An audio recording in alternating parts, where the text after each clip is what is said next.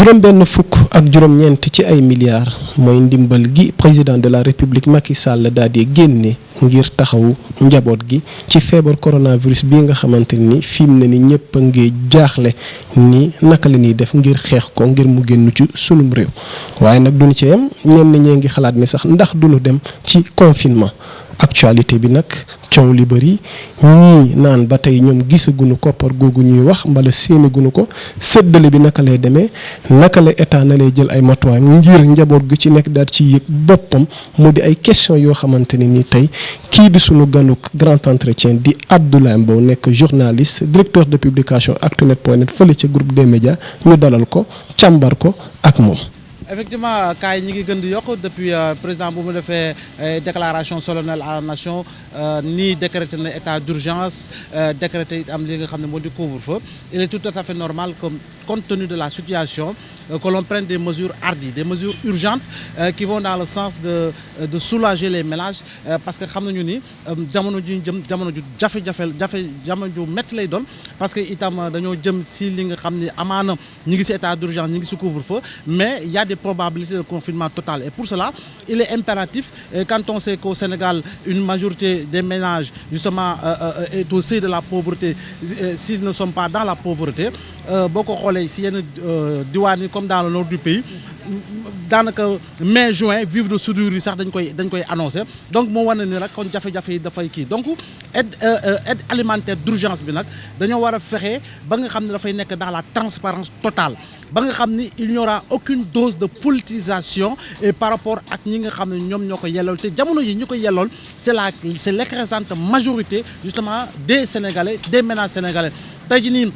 la situation économique elle devient de plus en plus difficile. Il y a des entreprises aujourd'hui qui s'apprêtent à mettre la clé sous le paillasson. Am na ay employés yoo xam ne aujourd'hui ñu ngi nekk en chômage technique am na ñoo xam ne amaana d'ici le mois prochain ils ne percevront pas de salaire ou percevront la moitié des salaires. Il y a des banques qui ont annoncé la fermeture de leurs différentes agences ce qui veut dire qu'en réalité fu ñu jëm dina metti trop boo xoolee situation bi dans les pays les plus développés comme en France comme en Italie comme en Espagne et même maintenant aux États-Unis donc wane ni ne rek kon ñun Sénégal war nañu jël matuwaay yi nag moo di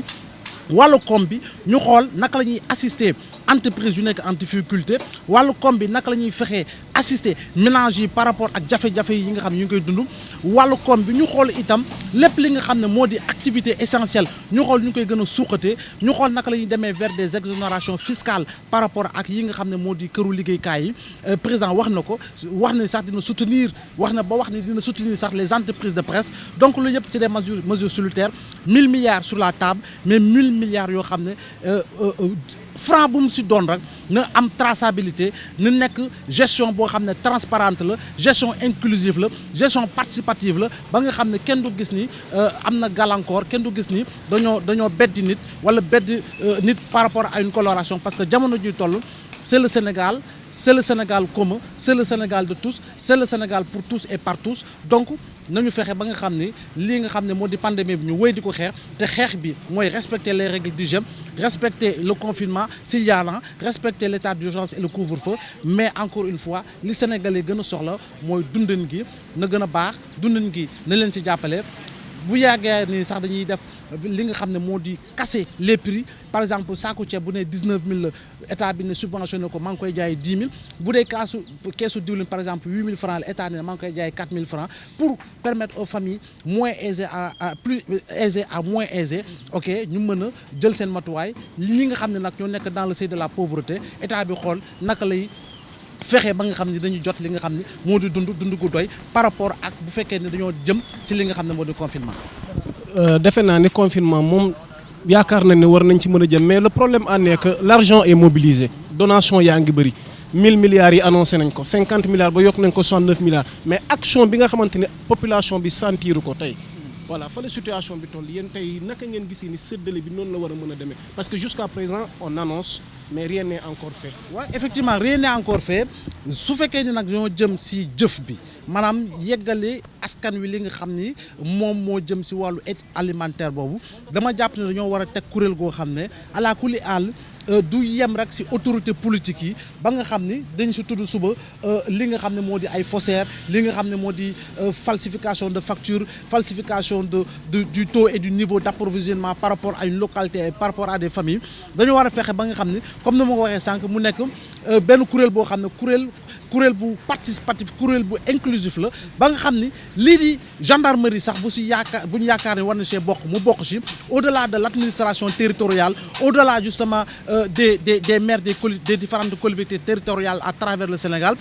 avec la communalisation universelle bi nga xam ne li nga xam ne moo di armée wala gendarmerie bokk wala police ñu fexe ñoom tamit ñu bokk ci kuréel googu pour beaucoup plus de rigueur et dans la transparence mais pour beaucoup plus de rigueur dans la distribution ba nga xam ne fépp fu ñu yaakaar ni dund war na fa yegg mu mën fa yegg parce que itam mu neex mu naqari y a toujours des prédateurs aux dents longues dans ce Sénégal là jamono ju mu munti doon quel que soit le niveau de la catastrophe et par rapport à cette pandémie là am na yoo xam ne ils essaieront d'en profiter pour justement accroître leur dividende politique pour véritablement alimenter leur base politique pour effectivement détourner des choses par rapport ak ñoom seen bëgg-bëgg ak seen yëfi bopp donc pour éviter tout cela pour ne pas que ñu sentir un brin de révolte dans la mentalité d'un quelconque Sénégalais il est impératif il est urgent justement que ñu liggéey tabax kuréel goo xam ne dina regrouper les forces vives mais également l'armée la police et la gendarmerie pour que véritablement la rigueur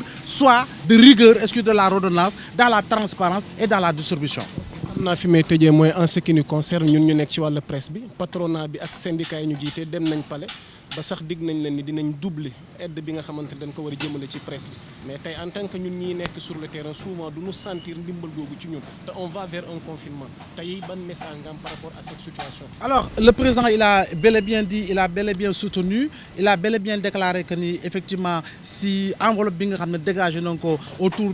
de la somme de 1000 milliards effectivement entreprise de presse yi dinañ leen jàppale bu baax wax nga ko CDEPS SYNPICS ak APEL dem nañu rencontrer le président waxtaan nañu ak moom y a des points de convergence si le président sax ni yokk na dérogation liée à la carte de presse jusqu'au dimanche 5 avril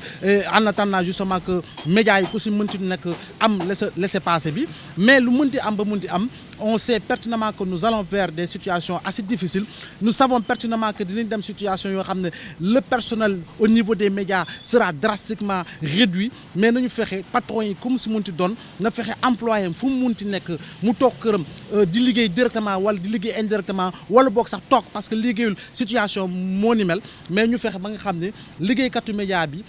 alakuli àll la mu doon jot mu wéy di ko jot parce que compensation boobu tam il faut ñu sóoraale ko par rapport ak enveloppe bi nga xam ne président teg na ko ba nga xam ni journaliste bi nga xam ne père de famille la mère de famille la soutien de famille la borom jëkkër la borom jabar la borom njaboot la itam mu bañ a dund dans une situation de précarité totale dans une situation de précarité absolue ba nga xam ni amaana dina mën a sax violer les règles d'urgence de couvre-feu et de confinement pour wu dem wuti lu mu andi kër ga ngal nañu fexe ba nga xam ni dans une entente collégiale dañu fexe trouver des solutions probantes des solutions durables pour permettre à ce que les professionnels de l'information et de la communication ne puissent pas ressentir négativement les impacts négatifs encore une fois de la pandémie liée au Covid-19. defe naa fi may tëjee mooy képp ku nu dalal rek daan la laaj combat coronavirus bi tey ana ban message nga ci am en tant que citoyen à l'endroit de la population. Le même message que je lance tous les soirs à travers le plateau de l'essentiel sur la Sen TV mais également le même message que nous lançons à travers le quotidien bi nga xam ne ñu ngi ko yor di Tribune mais également le même message à travers le site bi nga xam ne moom la ñu yor muy di Actunet moo di que les Sénégalais aillent dans le sens de mieux respecter les règles d'hygiène parce que gis nañu lu xew ci àdduna bi c'est des milliers et des milliers de morts dans des pays développés économiquement développés militairement développés donc Sénégalais yi nañu dem gën a respecter li nga xam ne mooy les règles édictées par l'autorité jëm ci couvre-feu bi jëm ci état d'urgence bi mais jëm itam ci li nga xam ne moo di utilisation